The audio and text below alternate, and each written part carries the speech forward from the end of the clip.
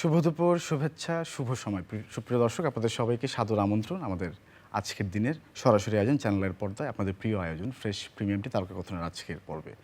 আশা করছি যে যেখানে বসে এই মুহূর্তে আমাকে দেখছেন তারা সকলেই ভালো আছেন, সুস্থ আছেন এবং আনন্দে রয়েছেন। এবং আজকের আনন্দ একটু বেশি করবার জন্য আমি হাজির হয়েছি বলতে পারেন একরকম। এবং আজকে যিনি আমাদের গেস্ট অফ অনার, তার পরিচয় দেওয়ার আগে আসলে বলতে হবে আমি প্রচণ্ড পুলকিত আজকের এই দিনটিতে। আমি কখনো ভাবিনি যে someday I am going to host this iconic personality in this couch.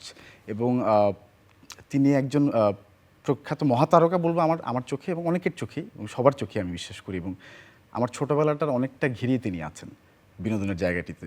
এবং তিনি একজন মুক্তিযোদ্ধা, তিনি একজন চিত্রশিল্পী এবং তিনি বিশ্বনন্দিত জাদুশিল্পী, আমাদের সবার ভালোবাসার মানুষ। এবং তার ভুবন মোহন হাসির পাশাপাশি তার সুদর্শন যে পার্সোনালিটি, সেটার কথা না বললেই না আসলে। এবং সেই সঙ্গে তিনি দারুণ বাঁশি বাজান। আপনারা নিশ্চয়ই বুঝতে পেরেছেন এতক্ষণে কার কথা বলছে, আমাদের সবার প্রিয় Jewel Aich. Thank you sir, welcome to the studio. এবং I am very excited to have you.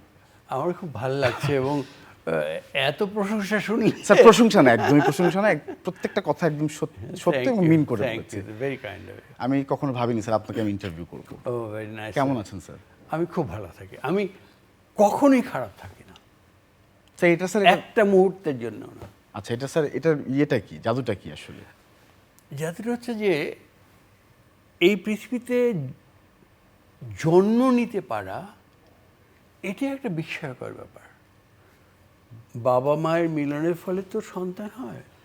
বাবার শরীর থেকে 30 কোটি বা তারও বেশি, 40-50 কোটি স্পার্ম একসঙ্গে বেরিয়ে আসে। এই 30 কোটি স্পার্মের কম্পিটিশন হয়, বিশাল ম্যারাথন। মায়ের ফেলোপিয়ান টিউব বেশ সে বিশাল যুদ্ধ করে, তার মধ্যে সবচেয়ে পাওয়ারফুল যে স্পার্মটি, সে মায়ের ওভাবে ঢুকতে পারে সবার আগে। এই যে পারল, তার মতো সাকসেসফুল আর কে হতে পারে? কারণ 30 কোটির বাকি সব মরে যাবে, একজনই বাঁচবে। আমি, আপনি সবাই ওই রকম একজন বিশাল বিশাল সৌভাগ্যবান বিজয়ী বীর। তার পক্ষে এই পৃথিবীতে এসে, তারও এতদিন বেঁচে থাকা, এই পৃথিবীর এত সৌন্দর্য দেখা, উপভোগ করা উইথ কনসিয়াসনেস, একদম এর চেয়ে আনন্দের আর কিচ্ছু নেই। আমি প্রতি মুহূর্তে সুখে থাকি। স্যার, আপনার এই জন্যই স্যার আপনি জুয়েল আইচ। স্যার, আপনার দেখার দৃষ্টিভঙ্গি সবার থেকে অনেক আলাদা এবং সত্যি আজকে সূচনাটাই একদম চমৎকার হয়ে গেল। এবং স্যার, আমরা আসলে আমি আমাদের কথা বলছিলাম, আমাদের জেনারেশনের কথা বলছিলাম, আমরা আসলে খুব ইমোশনালি অ্যাটাচড আপনার সঙ্গে অনেকটাই। এটা আপনি জানেন হয়তো বা জানেন না, আমি জানি না, আমি বুঝি। এবং অনেকটা ইমোশনালি অ্যাটাচড। এবং যখন আপনার প্রোগ্রাম টেলিভিশনের পর্দায় আসতো, তখন আমরা পুরো পরিবার মিলে যে একটা ওই যে পারিবারিক যে বিনোদনের জায়গাটা, সেটা আসলে আপনি ফুটিয়ে তুলতেন এবং সেই জায়গাটি আপনি আসলে ফিল আপ করতেন অলওয়েজ। অ্যান্ড সেই জন্য আসলে অনেক অনেক বেশি ধন্যবাদ এবং কৃতজ্ঞতা আপনার প্রতি দিতে চাই প্রথমে। না, আমি কৃতজ্ঞ, কারণ আমাকে তারা অ্যাকসেপ্ট করেছে। কারণ আমি অনেক কথাই আছে যেগুলো সাধারণভাবে প্রচলিত নয়, কিন্তু আমি সেটা ভেঙে দিয়েছি। তো সাধারণত একটা প্রচলিত ধারণা, সেইটাকে ভাঙলে মানুষ অখুশি হয়ে যায়। আমি জানতাম না কি হবে রেজাল্ট। পরের দিন প্রোগ্রাম যাওয়ার পরে দেখা গেল জানি আমাকে সবাই ওয়েলকাম করছে, তখন আমার আরও আনন্দ বেড়ে যেত। আমি কৃতজ্ঞ বোধ করতাম, কারণ আমি যে ভাবি সেইটা প্রকাশ করলাম এবং আমার হাজার হাজার লক্ষ লক্ষ দর্শক সেটাকে ওয়েলকাম করছে। এর চেয়ে উৎসব আর কী হতে পারে? এবং খাঁটি তারকা স্যার আপনি আমাদের এবং আমাদের সম্পদ। আমি স্যার একটা কথা বলতে চাই, অনেক দিন বাদে স্যার গেল রোজার ঈদে আপনাকে আমরা আবার পর্দায় দেখেছি অনেক দিন পরে, এবং সত্যি সেটি খুব আনন্দের ছিল। ঈদ আনন্দ এই দিন সেদিন অনুষ্ঠানে ফরহাদুর রেজা প্রবালের উপস্থাপনা একটি অনুষ্ঠান হয়েছিল, সেখানে তার পরিচালনা একটি অনুষ্ঠান, এবং সেখানে আপনি যখন এলেন তখন আপনার কেমন লাগলো সেটা জানতে চাই আসলে। মানে আমার ওখানে খুবই ভালো লেগেছে, কারণ দর্শক একেবারে সত্যি সত্যি এত উল্লসিত হলো। কিন্তু ওখানে ক্যামেরার অ্যাঙ্গেল ঠিক ছিল না। আচ্ছা, আমি আচ্ছা। যা যা যেভাবে বলেছি, প্রডিউসার অথবা হুয়েভার আচ্ছা, আপনার তো আলাদা একটা অ্যারেঞ্জমেন্ট লাগে আসলে সবসময়। না, ম্যাজিকে একেবারে আনকাট দেখতে চায় মানুষ। ওকে। কিন্তু আমি যতবারই বলে রেখেছি না কিনা, আমি কেটে কেটে কেটে কেটে টুকরো টুকরো করে যে অ্যাঙ্গেলে ক্যামেরা থাকলে পরে দর্শক দেখতে পাবে না, সেই অ্যাঙ্গেলে ক্যামেরা ধরে বসে আছে। আর আমি দর্শকের মধ্যে মাইক রাখতে বলেছিলাম, আচ্ছা, পাঁচটা মাইক রাখতে বলেছিলাম। আমাকে সব ইয়েস স্যার সব কিছু বলেছে। কিন্তু যখন রেকর্ড হয়ে গেল, এডিটিংয়ের জায়গায় এসে দেখেছি না, দর্শকের সেই যে চিৎকার, সেই যে ভালোবাসা, সেই যে লাভ দিয়ে ওঠা, সেসব কিচ্ছু নেই। তো তখন আমার একটু খারাপ লেগেছে। কিন্তু কাছের পর্দায় যেসব দর্শক চোখ রেখেছেন তারা কিন্তু অনেক আনন্দ পেয়েছেন আমরা না, জানি। পেয়েছি, কিন্তু ওটার 100 গুণ ভালো হয়েছিল। কারণ আমি প্রোগ্রাম করার পরে আমাকে ছেঁকে ধরেছিল দর্শক। তারপরে তাদেরকে আজকাল যেটা হয়, একটু সেলফি নেবে, সঙ্গে ছবি নেবে। আমরা আমরা একটু স্যার দর্শকদের একটা নস্টালজিয়া দিতে চাই, আমরা সেই অংশটুকু একটু দেখতে চাই। চলুন প্রিয় দর্শক, দেখে আসি। শুধু মণ্ডলী, আজকে আপনাদেরকে আমি যে ম্যাজিকটি দেখাবো, একটা কাচের গ্লাস এবং একটা কাচের বোতল, এই দুটো নিয়ে ম্যাজিকটা করব। আমি এই কাচের গ্লাসটাকে এই টিউব দিয়ে ঢাকবো এবং এই কাচের বোতলটাকে আমি এই টিউব দিয়ে ঢাকবো। ঢেকে যখন বলবো চেঞ্জ, সঙ্গে সঙ্গে এরা জায়গা চেঞ্জ করবে। অর্থাৎ কাচের গ্লাসের জায়গায় চলে যাবে বোতলটা, আর কাচের বোতলের জায়গায় চলে আসবে গ্লাসটা। আমি গ্লাসটা ঢাকছি এই টিউব দিয়ে, আর বোতলটা ঢাকছি এই টিউব। আসলে আমার আগেই বলে নেওয়া উচিত ছিল, কাচের বোতলের মতো ভঙ্গুর জিনিস নিয়ে ম্যাজিক করতে গেলে একটা অতিরিক্ত বোতল থাকা উচিত। সেই জন্যে আমি একটা অতিরিক্ত বোতল রেখেছি। থাক, এটা সরিয়ে রাখি। আচ্ছা, আমরা এই দুটো নিয়েই করি। ওকে, চেঞ্জ চেঞ্জ হয়ে গেছে। এরপরে কাজটা আরও করি, সেটা হচ্ছে যার যার জায়গায় ফেরত না। Change, yeah, it's back.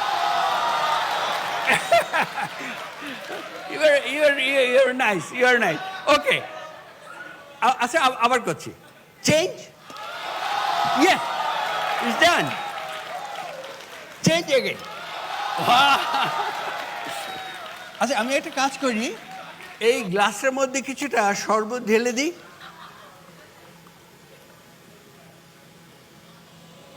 ঈদের দিনে আমরা শরবত খেতে খুব পছন্দ করি। ওকে, এই টিউবটা দিয়ে আমি এই বোতলটা ঢেকে দিলাম, আর এই টিউব দিয়ে গ্লাসটা আরও বোতল। এই টিউব দিয়ে এবার আমি গ্লাসটা ঢেকে দিচ্ছি। চেঞ্জ, ওয়াও, শরবত সহ গ্লাস এখানে চলে এসছে। কি আশ্চর্য, কি আশ্চর্য। ওকে, আচ্ছা, দেখি আবার হয় নাকি।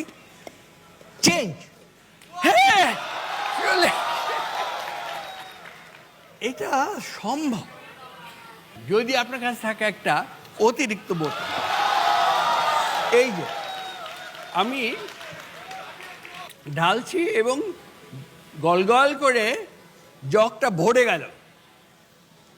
জগ ভরা দেখতে কিন্তু খুব ভালো লাগে, তাই না? আচ্ছা, এটা যে দুটো টিউব দিয়ে করতে হবে এমন কোনো কথা নেই, একটা টিউব দিয়েও করা যাবে। তখন কি হবে, গ্লাসটা হয়ে যাবে বোতল, আর বোতলটা হয়ে যাবে গ্লাস।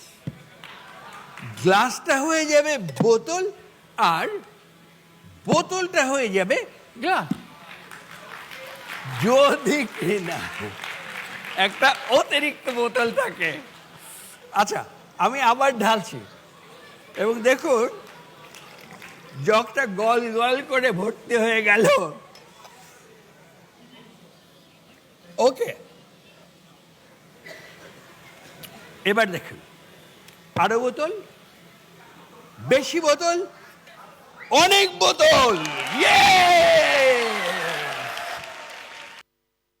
এরকম করে আসলে জুয়েলাইজ যখন মঞ্চে থাকেন তখন আসলে চারিদিকটা খুব উৎসব মুখর সবসময় থাকতো এবং আগামীতেও থাকবে সেই বিশ্বাস আমরা রাখি। এবং একজন জাদুশিল্পী যেভাবে আসলে জাদু ছড়ান বা জাদুর মাধ্যমে যেভাবে ভালোবাসা ছড়ান, সেটা একমাত্র মাধ্যমে খুবই ইউনিক একটি আসলে মিডিয়াম আমি বলবো। এটা আসলে সবার পক্ষে সম্ভব না এবং সেই ইউনিকনেসটাই আমাদের জুয়েলার্সের মাধ্যমে আমরা সবসময় উপভোগ করেছি।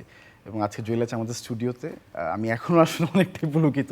স্যার, আমি একটু প্রশ্ন করতে চাই স্যার, যদি আপনি পারমিশন করেন। স্যার, জাদু শিল্পটা অনেকে বলে এটি একটি কৌশল বিদ্যা, অনেকে বলে এটা নাকি ব্ল্যাক ম্যাজিক, অনেকে বলে অনেক কিছু বলে। তা আমি জুয়েলার্সের কাছে প্রশ্ন রাখতে চাই, what is this magic? Basically magic is an art, শিল্প। জি। কিন্তু সমস্ত শিল্প, যে কোনো শিল্প, সেটা কিন্তু কোনো না কোনো টেকনিক আছে। যেমন একটা সেতার বানাতে গেলে পরে একটা বিশেষ কায়দায় ওটাকে বানাতে হয়, তো জি। বেহালা, তবলা, এনিথিং, একটা বাঁশি, ওটা হচ্ছে ইনস্ট্রুমেন্ট। জি। কিন্তু ওই বাঁশিটা থেকে যিনি সুর বার করতে পারেন, সেই সুর অদৃশ্যভাবে হৃদয়ের মধ্যে অন্যের গিয়ে নাড়া দেয়, কাঁদায়, হাসায়, নাচায়, ওইটা হচ্ছে শিল্প। তো ম্যাজিক ঠিক ওই একই রকম স্যার। একই রকম, মানে টেকনিক তো আছে, কিন্তু যিনি ওই টেকনিকটা দিয়ে অন্যের হৃদয়ে ফুল ফোটাতে পারেন, তিনি হচ্ছেন শিল্পী। রাইট, ওকে স্যার, আমি আনসার পেলাম স্যার। এবং আমি একটা জিনিস আমার খুব কৌতূহলে জিজ্ঞেস করতে, সেই সময় যখন আপনি জাদু শিল্পে আপনি পথচারণা শুরু করলেন, সেই সময় সবাই হয়তো টার্গেট রাখতো যে আমি ডাক্তার হব, আমি ইঞ্জিনিয়ার হব, বা আমি বাবা মাও আসলে স্ট্রিক্টলি তাই চাইতেন হয়তো। সেই সময় আপনি স্যার এরকম একটা পথে হাঁটলেন, এবং আপনার বাবা মা কি সেভাবে সাপোর্ট করেছিলেন, বা কি হয়েছিল বিষয়টা, বা তারা কি আপনার খ্যাতি দেখেছিল কিনা সেই সময়? না, আমার হয়েছে কি, আমার যা ভাল লাগতো আমি তাই করতাম। আচ্ছা। আমি একটু লাজুক প্রকৃতির মানুষ ছিলাম। যেমন বাঁশি যখন বাজাতাম, আশেপাশের কোনো পরিবার যেন শব্দ টের না পায়, যেন বাঁশির মধ্যে একটা খবরের কাগজ লম্বা করে ঢুকিয়ে দিয়ে তারপর আমি প্র্যাকটিস করতাম। আমার প্র্যাকটিস আমি ঠিকই করতাম, দিনে 8 ঘন্টা 10 ঘন্টা প্র্যাকটিস আমি করেছি।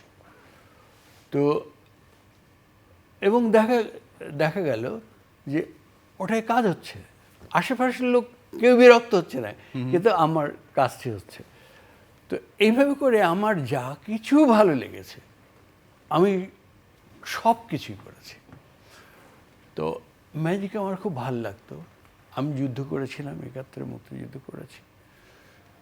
তো সেই সময় মরে যেতে নিয়েছিলাম বারবার, মানে কীভাবে যে বেঁচে গেছি এটাই একটা মিরাকল, আমার বাঁচার কথা ছিল না। তারপরে ফিরে এলাম, আমার মনে হলো যে শিক্ষিত যারা, তাদের উচিত এখন সমস্ত দেশে শিক্ষার আলো ছড়িয়ে দেওয়া, প্রকৃত শিক্ষার আলো ছড়িয়ে দেওয়া, গ্রামে গঞ্জে। তো আমি শিক্ষক হয়ে গেলাম, এবং আমার শিক্ষা দেওয়ার প্রক্রিয়া ছিল একদম আলাদা। আমার প্রত্যেকটা ক্লাস আমি আগে থেকে একটা এন্টারটেইনমেন্ট সেগমেন্ট ঠিক করে নিতাম, মানে কেউ যেন বিরক্ত না হয়, প্রতিটি স্টুডেন্টস আনন্দের সঙ্গে উপভোগ করবে। তো সেই জন্য যা যা করার আমি সব করতাম।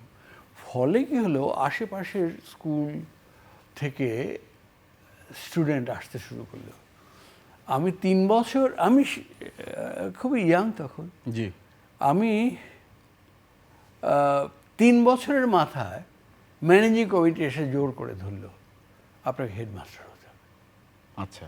এখন আমি হেডমাস্টার তো একটা অ্যাডমিনিস্ট্রেটিভ কাজ, কিন্তু কিছুতেই মুক্তি পেলাম না। আচ্ছা, হতেই হলো। আমাকে হতেই হলো। তো তবে নর্মাল যেরকম ডাস্টার বা বেত উঁচিয়ে হেডমাস্টারি করে, আমি সেরকম ছিলেন না, আমি কখনো করিনি। জি। এও গেল। তারপরে আমার 71-এ যখন মুক্তিযুদ্ধে যাই, তখন সব কিছু পুড়ে গিয়েছিল, পুড়িয়ে দিয়েছিল। তারপর 77-এ আরেক দল ডাকাত, তারা আমার সব জিনিসপত্রকে বাড়ি সমেত পুড়িয়ে দিল দুবার, 77-এ, 71-এ। একদম নিঃশেষ হয়ে গেছে। এর মাঝখানে একটা ঘটনা ঘটেছে, সেটা হচ্ছে পাকিস্তান বাংলাদেশের স্বীকৃতি দিয়েছে ততদিনে। বাংলাদেশের হকি টিমের সঙ্গে পাকিস্তানের হকি টিমের একটা খেলা হলো। সেই খেলায় বাংলাদেশ হকি টিম 17 গোলে হেরে গেল। এটা একেবারে আমার বুকের মধ্যে তীরের মতো এসে বিঁধল। তখন আমি চিন্তা করলাম, কী করবো? আমার চাইতে ভালো শিক্ষক আসবে না, আমার চাইতে ভালো বাঁশিবাদক অথবা পেইন্টার আসবে। কিন্তু ম্যাজিক নিয়ে আমি যতটা পড়াশোনা করেছি এবং ম্যাজিক লোক আমার ম্যাজিক দেখে যতখানি উৎফুল্ল হয়, তাতে আমার একটা কনফিডেন্স তৈরি হয়েছিল। এবং আমি ইতিহাস জানতাম, ম্যাজিকের ইতিহাস জানতাম। আমাদের এই চতুর্দিকে বলা হতো বাঙাল মুলুক্কা জাদু, মানে বাঙালির জাদুর একটা ঐতিহ্য ছিল। তাহলে আমাদের যেখানে ঐতিহ্য, সেইটা নিয়ে যদি আমি ঝাঁপিয়ে পড়ি, আর ম্যাজিক নিয়ে খুব শিক্ষিত লোকরা আসবে না, তখন আসতো না স্যার? না আসবে না, আমি জানতাম তখন। অতএব আমি এইটা নিয়ে লেগে যাই। স্যার, আমি দর্শকদের কাছে কোনোভাবে বঞ্চিত করতে চাই না কিছু বিষয়। সেটা হচ্ছে যে আমাদের কাছে কিছু ছবি আছে আপনার ম্যাজিক্যাল জার্নির, সেগুলো দেখাবো এবং আপনার কাছ থেকে শুনতে চাইবো। তার আগে একটু জানতে চাই স্যার, জাদু শেখার যে পড়াশোনাটা, যে বিদ্যাটা, যে দীক্ষাটা আপনি কিভাবে অর্জন করেছিলেন সেই সময়? আমি শুনেছি এতটুকু যে আপনার বাড়িতে বেদে বহর এসেছিল, সেখানে আপনি প্রথম জাদু দেখলেন এবং সেখান থেকে আপনার ইন্টারেস্ট গ্রো করলো। তারপর আপনি সার্কাস যে বা আপনি আপনার মতো করে সেই দীক্ষাটা নেওয়ার চেষ্টা করেছেন। এখন তো আমাদের মানে নলেজ ইজ ফ্রি, তখন তো স্যার অনেক কঠিন ছিল। খুব কঠিন ছিল। আমার ম্যাজিক দেখেছি, কিন্তু ওরা এতই গরিব ছিল, আমার ম্যাজিশিয়ান হব এটা চিন্তা করিনি। আচ্ছা। সার্কাসের প্যান্ডেলের মধ্যে ওই গরমের মধ্যে তারা থেকে যে কষ্ট করতেন, ওইটা করব ওই রকম আমার মনে হয়নি। আমার ওটাকে স্ট্যান্ডার্ড, প্রত্যেকেরই তো ফ্যামিলি স্ট্যান্ডার্ড থাকে, তো তার চেয়ে অনেক বেশি কঠিন পরিস্থিতিতে যেতে মানুষ চায় না, বরং সে আরও একটু বেটার থাকার কথা ভাবে। জি, আমি ভাবিনি ওটা করব, কিন্তু ওই যে একটা আঘাত এলো যে 17 গোলে হারিয়ে, তখন আমি মরলেও সই, 71-তে মরেই যাচ্ছিলাম। তো যখন বেঁচেই আছি, আমি এবার জীবনটা দিয়ে দেবো ম্যাজিক করে, তাই আমি ঝাঁপিয়ে পড়লাম। শিল্প দিয়ে যুদ্ধটা করলেন স্যার পরে? হ্যাঁ, মানে আমার ম্যাজিকে নামাটাও কিন্তু আমার আর একটা মুক্তিযুদ্ধ। বাহ স্যার, এটা কখনো বলেননি এভাবে, চমৎকার। এবং স্যার আপনি সত্যি স্যার এখন মনে হচ্ছে আপনি বাংলাদেশের পতাকাকে শানিত করেছেন বিশ্ব দরবারে থ্রু ইউর ম্যাজিক। চেষ্টা করেছি। আপনি করেছেন স্যার, আমরা আন্তরিক কৃতজ্ঞতা জানাই। আমরা কিছু ম্যাজিক্যাল মুহূর্তের ছবি আপনাকে দেখাতে চাই প্রিয় দর্শক, আপনাদেরকে সঙ্গে নিয়ে, এবং সেই ছবি সম্পর্কে একটু জানতেও চাইছি অল্প করে আপনার কাছ থেকে। এই ছবিটি, আচ্ছা, অনেক, এগুলো তো বলতে গেলে অনেক গল্প আছে। আপনার পাশে যিনি আছেন? হ্যাঁ, আমার মেয়ে। আচ্ছা, তারপরে আছে আরেকটি ছবি, এই শূন্যে একজন চাইনিজ মহিলা কার্পেটে করে শূন্যে উঠছে, ফ্লাইং কার্পেট। আমি হুপটা দিয়ে পাস করে দেখিয়ে দিচ্ছি যে সে সত্যি সত্যি শূন্যে ভাসছে। তারপরে আরও আমার মাথার উপর থেকে উড়ে তারপরে এলো। এটা আমি আমার বাংলাদেশকে মানে ম্যাজিকের মাধ্যমে, ওই আপনি লক্ষ্য করছেন মাঝখানে লাল সবুজের পালক হচ্ছে, জি সবুজ, এটা ম্যাজিকের মাধ্যমে আমি এটা বের করেছি। ওকে, এটা আমার পারিবারিক একটা ছবি। ওই বিড়ালটা আমাদের খুব প্রিয়। এটা আমাদের ড্রয়িং রুমের একটা সোফায় আমরা দুজন বসে আছি। Joylal sir always good looking and handsome. আমি একটু বিপাশা আচার কথা শুনতে চাইবো পরে, এবং আপনার কন্যা সন্তানের কথা জানতে চাইবো এই ছবিটি সম্পর্কে। আমি বাঁশি বাজাই, আমি তো বাঁশি বাজাই, ক্লাসিক্যাল মিউজিক বাজাই। আচ্ছা স্যার, এই ছবিটা? এটা অটোগ্রাফের জমানা, ভক্তদের ভালোবাসা, মানে ভক্তরা যে কি পরিমাণ, আমার মতো সৌভাগ্যবান মানুষ খুব কম আছে। স্যার আপনি করেওছেন তো আমাদের জন্য। Thank you. এবং স্যার অটোগ্রাফ থেকে ফটোগ্রাফে এলো স্যার এখন। স্যার কেমন স্যার এনজয় করেন স্যার বিষয়টা? আমি খুব এনজয় করি, খুব এনজয় করি। এবং অটোগ্রাফ দিতে এইগুলো, আচ্ছা, টানা ফুর্তি কিন্তু কোনো মানুষের জীবনেই হয় না। আমার বেছে নিতে হবে আমার ফুর্তিটা, তাহলে সমস্ত দুঃখগুলো মুছে যাবে। আমার কি হয়েছিল, একবার আমি রংপুরে যাব, তো সমস্ত কাজ তো আমাকেই মূলত করতে হয়। তো আমার টিমকে পাঠিয়ে দিয়েছি, তাদের যার যার প্লেনের টিকিট দিয়ে দিয়েছি, সৈয়দপুর গিয়ে প্লেন নামতো। তো আমি যখন গেছি তখন একদল অটোগ্রাফ শিকারী, ছেলে মেয়ে, তারা অটোগ্রাফ চাচ্ছে এবং যার যার সঙ্গে খাতা ছিল তো দিয়েইছি। তারপর বললাম, বাবা আমার আর সময় নেই, আমার প্লেন ছেড়ে যাবে। না না, আপনাকে ছেড়ে যেতে দেবো না, আমরা প্লেন টেনে ধরো। বাচ্চাদের অধিকার নিয়ে বলেছে। হ্যাঁ, কেউ কেউ সাদা জামা পেতে ধরেছে, কেউ সাদা ওড়না ধরেছে, ওর উপরে দিতে হবে। তারপরে কোনো রকমে যখন ঠেলতে ঠেলতে কাউন্টারে গেছি, বলে আপনার প্লেন তো যাচ্ছে, আপনি জানালা থেকে তাকিয়ে দেখেন আপনার প্লেন চলে গেল স্যার, চলে গেছে। আমি তারপর একটা মুড়ির টিনের মতো লক্কর ঝক্কর, তখন রাস্তাও খুব খারাপ ছিল, ওই সারা রাত মুড়ি। স্যার এই ভালোবাসা আপনার প্রাপ্য আসলে। হ্যাঁ, কিন্তু আমার এতে কোনো দুঃখ নেই, কারণ আমি ওই ঝাঁকির চাইতে এতক্ষণ যে আনন্দটা এনজয় করেছি, আমি সেইটা নিয়ে পুলকিত ছিলাম। একদম স্যার, এবং আমরা খুব আনন্দিত, আমরা একজন জুয়েল আইচ পেয়েছি। স্যার আজকের এই দিনে, স্যার 2024-এর আজকের দিনটাতে যদি জিজ্ঞেস করি, এই ইন্ডাস্ট্রিকে আপনি কোথায় দেখেন আসলে, জাদু শিল্পটাকে বাংলাদেশের প্রেক্ষাপটে? জাদু শিল্প তো নানানভাবে ট্রান্সলেট করা যায়। Magic is not an industry. Okay, যদি কেউ ব্যবসা করার জন্যে চায় ইন্ডাস্ট্রি করতে ম্যাজিক, তাহলে তার জন্য খুব মুশকিল হবে। ম্যাজিককে যদি কেউ শিল্প হিসেবে নিয়ে উঠতে চায় এবং শিল্পী প্রাণপণে যদি চেষ্টা করে যায়, মানুষকে যদি দিয়ে যেতে চায়, এটা হচ্ছে আনন্দ দিয়ে আনন্দ পাওয়া, এবং তার ফলে তারা কিছু সম্মানীয় পায়। জি, সেই সম্মানিতে যদি তারা খুশি থাকে, তাহলে শিল্পীর মতো সুখী মানুষ বোধহয় পৃথিবীতে আর নেই। এবং আমি প্রচুর চ্যারিটি শো করেছি। জি, এবং আমি চাইনি আমাকে ঠেলে, আমার মনে আছে চট্টগ্রামে আই হসপিটালের জন্য আমি একটা চ্যারিটি শো করেছিলাম। তারা ব্যাগ ভরে আমাকে টাকার ব্যাগ দিয়ে, আমি বললাম এটা তো আমরা নেওয়ার কথা না। ওনারা বললেন না, আমরা যেটা আশা করেছিলাম তার চেয়ে বহুগুণ বেশি পেয়ে গেছি, এটা আপনার। তাহলে কত?